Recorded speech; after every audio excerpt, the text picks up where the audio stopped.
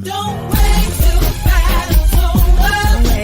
Don't wait till the struggle ends. Shout now, shout now, right now, shout now, shout now. Don't wait till you make it.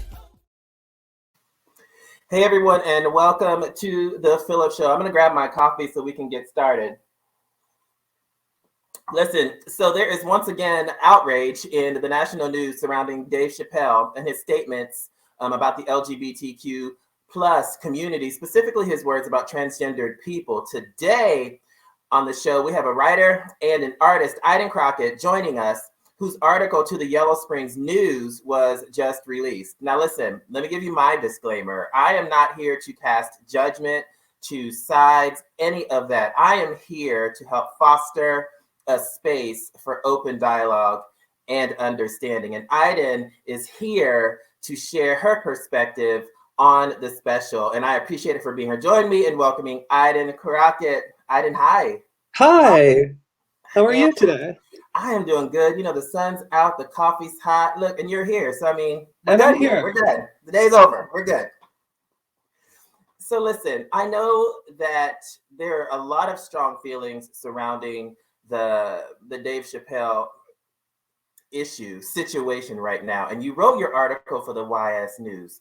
And I know it's a lot to take in and a lot of topics to talk about, but I want to get your perspective and hear what you heard and kind of empathize with what you empathized or what you were doing, and just see if we can figure out what was missed. So in your perspective, what was so offensive? What was so offensive? So there were, it is a very nuanced topic. Gender and how you speak about it in the public. And being transgender is something that is difficult, very difficult to understand, even for those of us who are.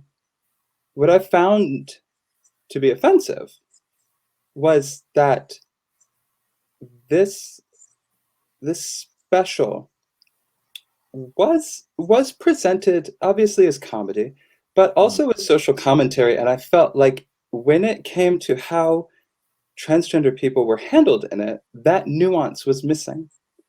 And I felt that in place of the nuance were some generalizations and some false beliefs about transgender people.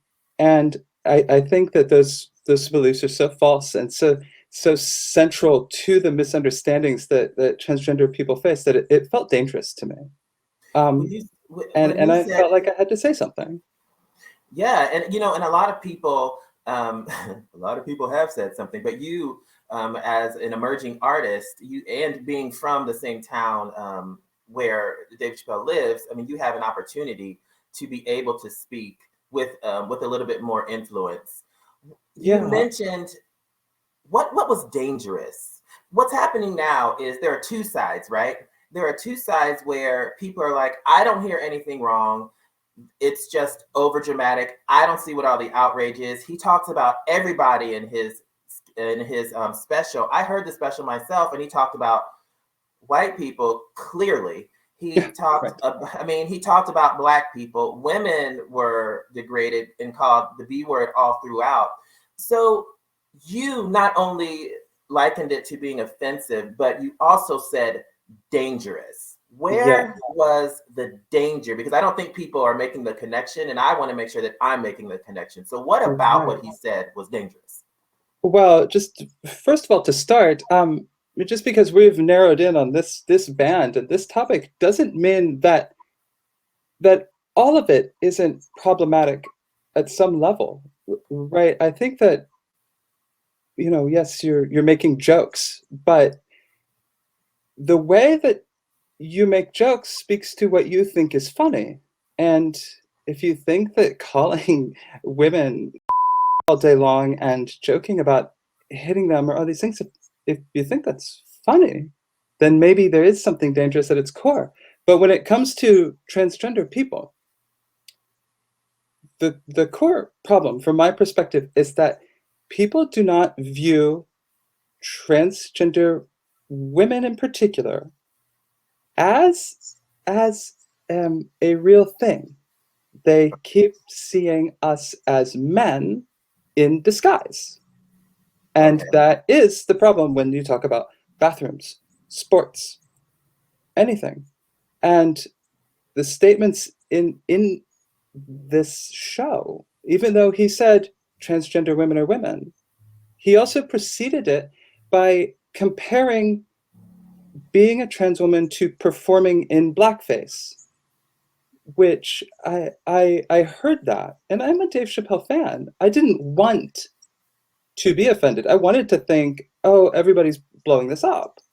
But when I heard that, and I thought, my God, is that how Dave and the rest of the people in the world see me as an offensive performance?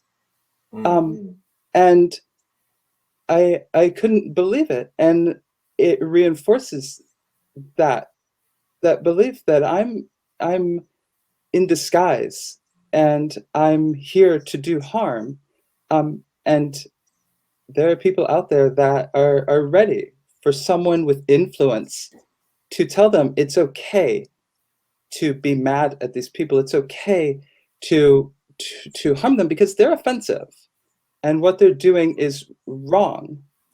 In the in his special, I want to talk about that in particular because when he was saying that, it can be looked at as if he was only talking to a particular segment of people. Like I think that was when he was talking about TERFs. So he was identifying. It sounded as though he was identifying what this segment of people feels about transgender and likened it to wearing blackface. It didn't seem as though the intention was to say that this is what everybody feels like. But from your perspective, what was the payoff of that statement? Right. So I've watched the whole special, and at no point during the special did I feel like his intention was to do harm. I felt completely the opposite. I felt that his intention was to extend a hand in peace to the LGBTQ plus community.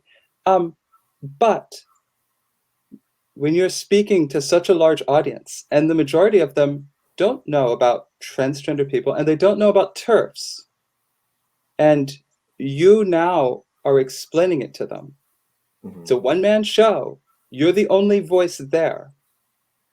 And you say that you agree with that worldview that the trans exclusionary radical feminists support. And now let me explain it to you. If you don't understand, I think it's like Black people seeing someone perform in blackface. And so to me, even if that wasn't his intention, he is now explaining to the audience how they should view it.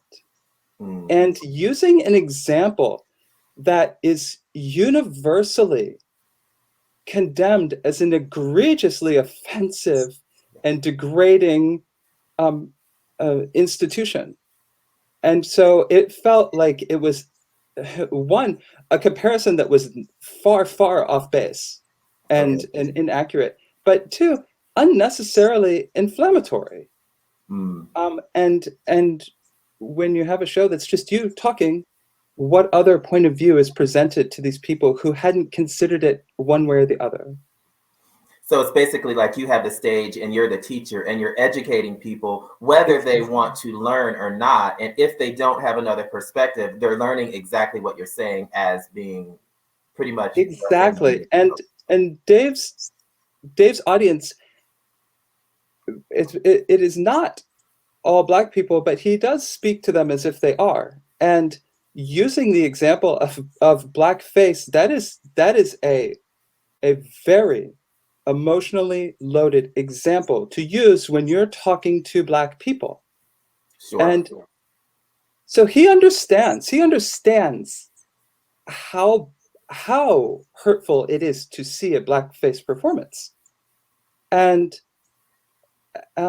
and so that comparison was not made accidentally, Yeah. but I think it was made casually, and it needed it stopped me. It stopped me in my tracks because I am Black Yeah. and I'm trans, and I understand the difference, and I couldn't. I was like, oh my God, oh my God. Yeah.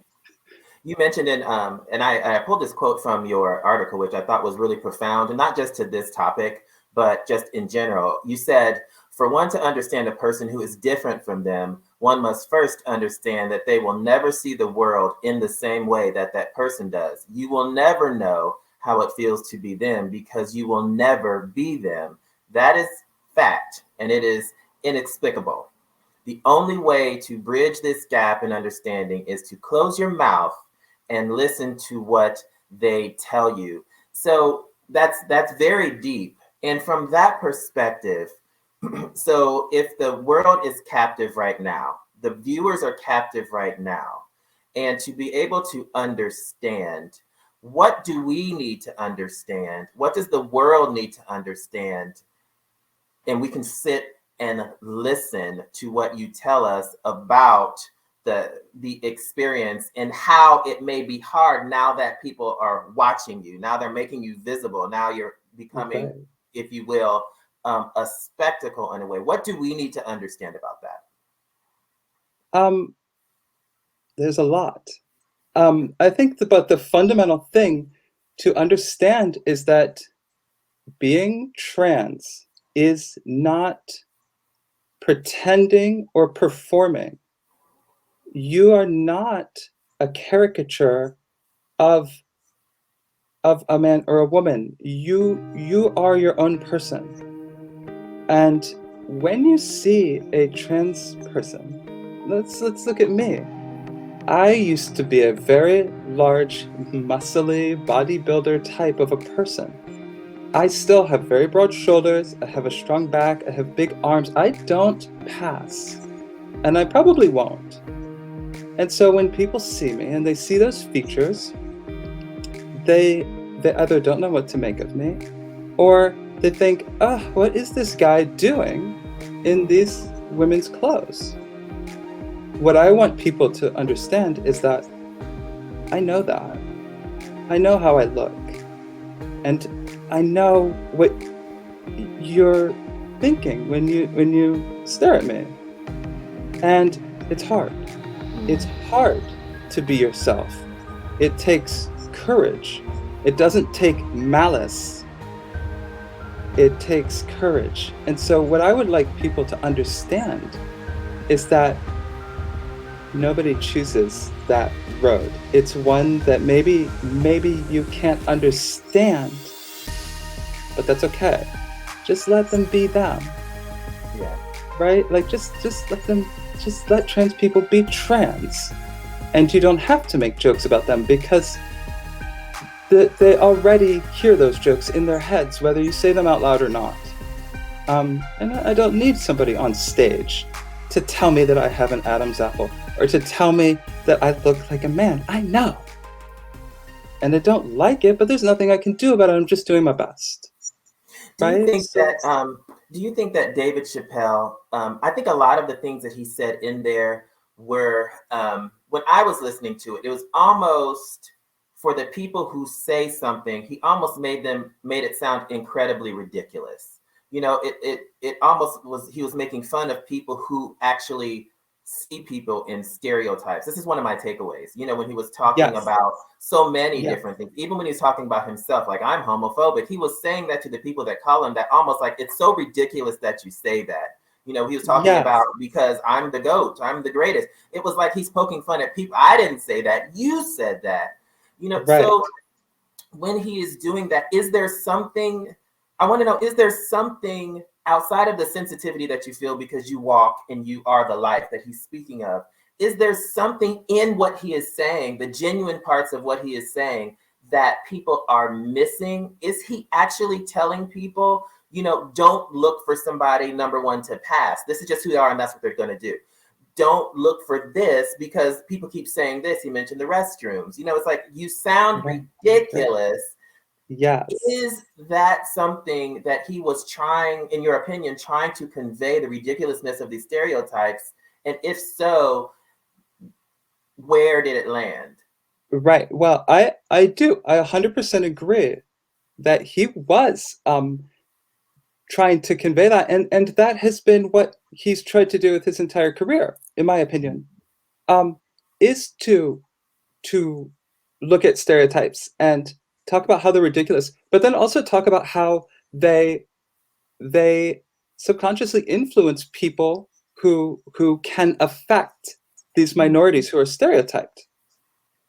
Where I think that it didn't land is that you can't sarcastically call yourself homophobic, thereby trying to refute that, saying, I'm in fact not homophobic or transphobic, because obviously, right? So, but then you turn around and make statements that are fundamentally transphobic at their core, and you do them during the portions of your show where you're not joking, where you're preaching, and that's where it missed for me. I'm all about humor.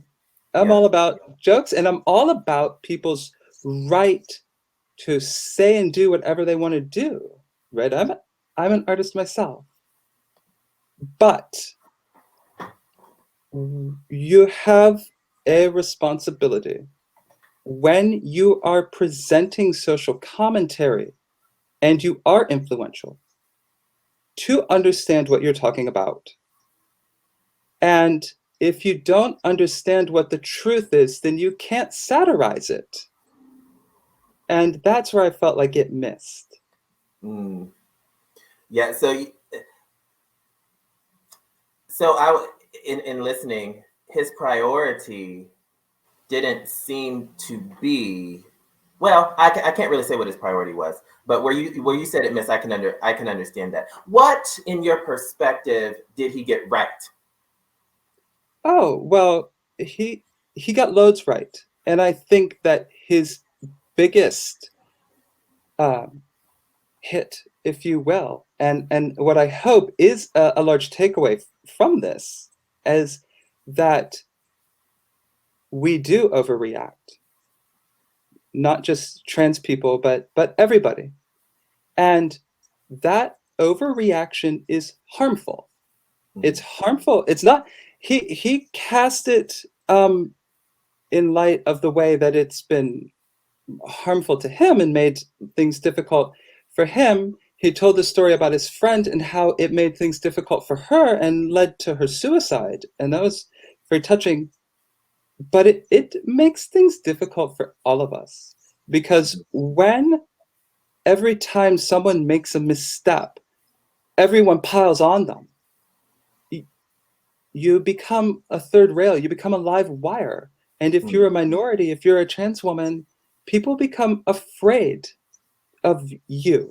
They become afraid to talk to you because they don't want to offend you, because then they might have this reaction. And so, and that's harmful. That's harmful. It leads you to be treated as less than a person and more of a threat. And so I hope that that's the takeaway that people took on the positive side.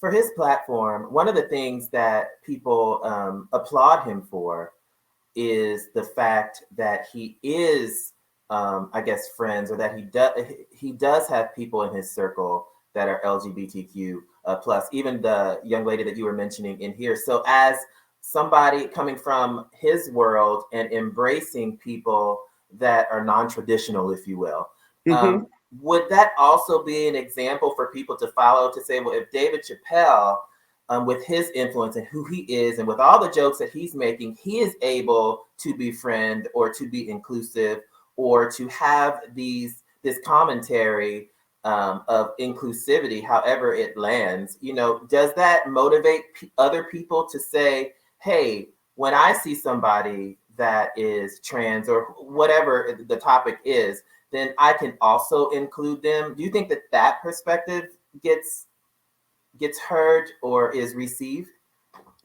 I don't believe it is received. Because it's there's not a lot of flash behind it, and so much else happens that you could miss it, and maybe you don't know who Dave Chappelle's friends are. Sure. I think though that hopefully people would feel that way, but I also think that they need to be careful, because there is the danger of thinking that because I have a trans friend, then I can't be transphobic. Or because I have a trans friend, then I understand what it is to be trans. I, for a large part of my life, was the Black friend that was used as evidence of people's not being racist. And then they would turn around and say the most racist things to me. You know, they would say things like, "Oh, you don't sound Black." And I'm like, okay. But you're not racist, because we're friends, and we were friends, right? Yeah. So that can happen. People need to be careful that just because you have a friend who belongs to a minority group, it doesn't mean that you're immune from saying things that are harmful to them. In fact, it means that you should be even more careful, because you know that these are real people, and you know that they can be harmed. Yeah. And I think you even have more of a responsibility then. You can't claim ignorance.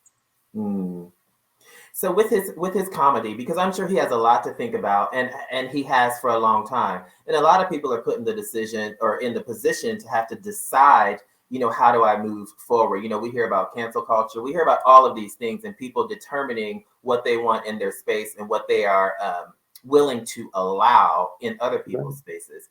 So for his show and for his content, should LGBTQ people or people that are trans, should they just be off the table? What is the recommendation, and how? It's kind of like, okay, so what now? That's a very good question. I think, and this is going to be a long answer. Okay. I think that, prepare yourself. I think that the greatest moments in human history have been given to us by the people that push the limits and take things to the edge, and they are often controversial and offensive. I think that Dave Chappelle wants to be that, and he wants to see himself as that. You know, you could joke all you want to about, oh, people call me the GOAT, but you start to believe it, right? You start to believe it when you are very good and people tell you it all day long. You start to believe it, and you want to be that, and I think he could. But when you put something out there that is very controversial and is a very divisive piece of art, you need to be able to stand by it, explain it, and justify it. A scientist who puts up a revolutionary theory is going to be ripped apart, and they need to be able to stand up and defend it. When I was a paramedic, if something went sideways, we had a review, and you had to sit there and talk about the decisions you made so that you could be better. I want to see that. I want to see that if you are going to take this role on and be the one who makes the controversial statements and who creates art that pushes the limits of what people are willing to tolerate, then you need to understand it through and through, and you need to be able to stand next to it and explain why it's good. Or you just need to be able to take the fallout, because not everybody's been able to do that, and things aren't appreciated until well past their time. Yeah. So that's my recommendation for Dave. My recommendation for the members of the LGBTQ plus community who are so quick to say, I can't support him anymore. I can't go to any business that's associated with him. Slow down. Slow down, because he is an individual, and he's not your enemy. No, none of us are enemies. And I feel like this conversation is not a conversation. On the national level, it's a room full of people with pistols drawn, pointed at each other. And I think at some point, somebody has to have the courage and the faith in the other people in the room to be the one who puts their gun down and says, I'm not going to fight. I'm going to see that we're all on the same team here, and hope that they're not the ones who get shot. Yeah, that's very well said.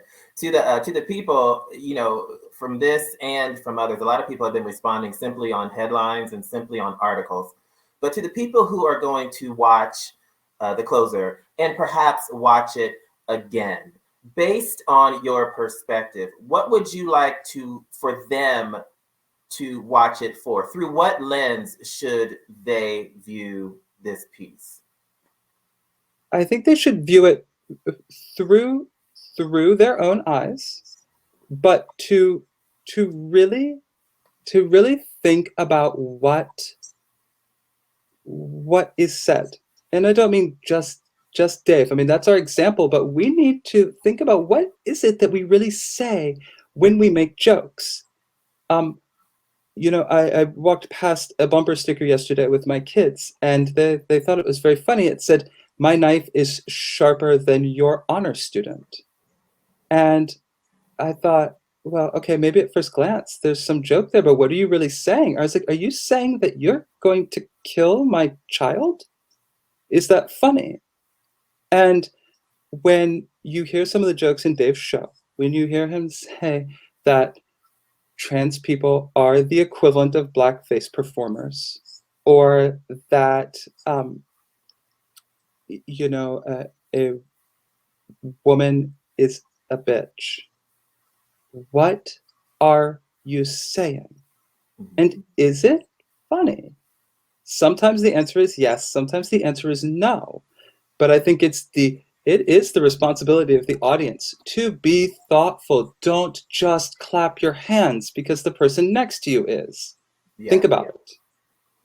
Is it the responsibility of, and this is a question for me and for you, but for the people, is it the responsibility of the entertainer to cater to what your understanding is, or is it the responsibility of the ticket holder to be able to be diverse in their education enough to understand how to filter? Because it seems like there's a lot of responsibility here put on, in this particular case, we're putting a lot of responsibility on Dave for the people who are going to go out and think whatever they're going to think. So is the entertainer responsible for how people ingest this information? And if so, at what point is the public responsible for the things that they think?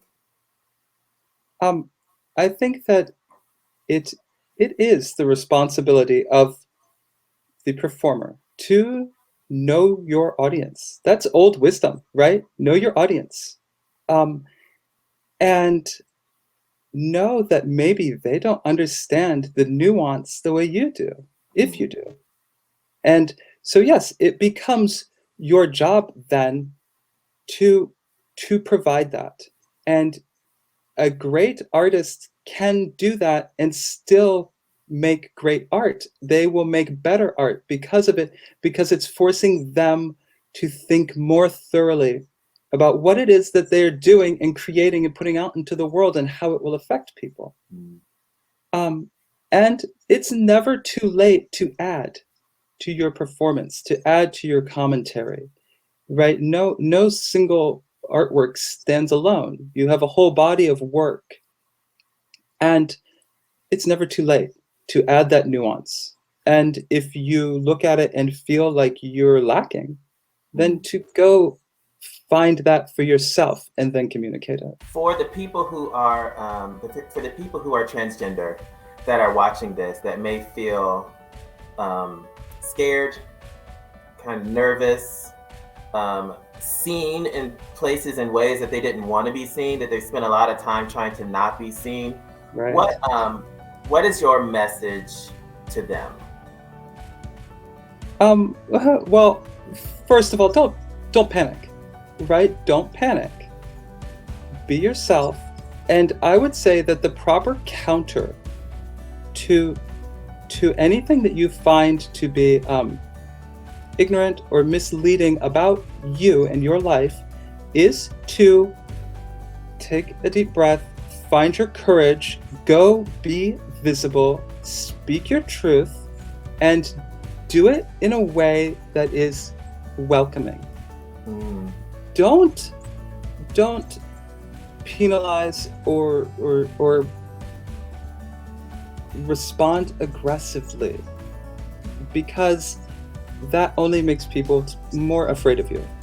What you should do otherwise is open yourself up, prepare yourself to take those arrows, and when people see that, they'll recognize the courage of it, and they'll stop and they'll listen to your truth. They really will, but you have to be willing to do it, right? You can't just say, I'm afraid, and he's a bully. You have to stand up and confront the people that you can confront, and talk to the people that you can talk to. That's good. That's good. Excellent advice. Iden, thank you so much for being here and for having the courage to speak out in this way about this topic. It's profound. Well, thank you. I always enjoy our time together. Yes. Well, I do too.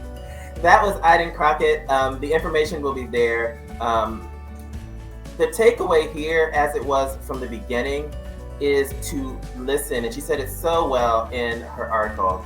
To be able to understand, we really have to listen. No matter what you feel, no matter what your perspective is, somebody else has another perspective. So how do we come together? We listen. So I thank Iden Crockett for being here. And remember that you are the best you in the world. We'll see you next time on The PHILLIP Show. Don't wait.